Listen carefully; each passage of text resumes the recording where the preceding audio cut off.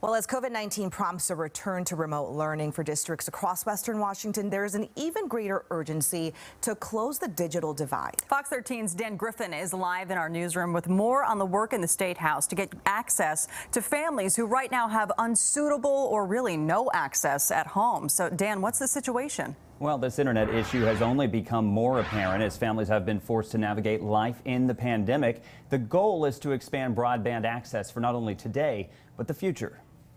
Our youngest learners experienced the largest learning interruption due to school closures caused by the COVID-19 pandemic. With COVID-19 reshaping education and everyday life, getting online is a must for people in Western Washington. But many across the state either have inadequate access or no access to broadband. Tragic that it has taken the pandemic to get digital equity work to this point where it has traction. The House Community and Economic Development Committee is taking community feedback and fine-tuning House Bill 1673, pushing for more money for broadband infrastructure, and House Bill 1723 to close the digital equity divide. A state map shows just how many people don't have the connection they need. As of this month, nearly 44,000 people have taken part in a statewide survey.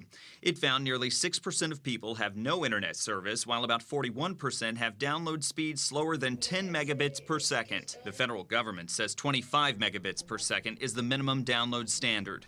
We also have my wife's elderly parents coming to our house for telehealth appointments, where they could otherwise have to drive 90 minutes. In Snohomish County, where a broadband task force first met in March 2021, the survey found 6.7% of residents had no broadband access, while 35% have speeds slower than 10 megabits per second.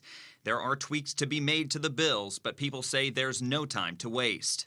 The time is now. We know the pandemic's not over. The digital divide is only growing. The affordability is not getting any better. Now, both bills head to executive session in the committee on Friday. You can help in the process by sharing your internet speeds in the statewide survey. We'll have that information for you on fox13seattle.com. Live in the newsroom, Dan Griffin, Fox 13 News. All right, thank you, Dan.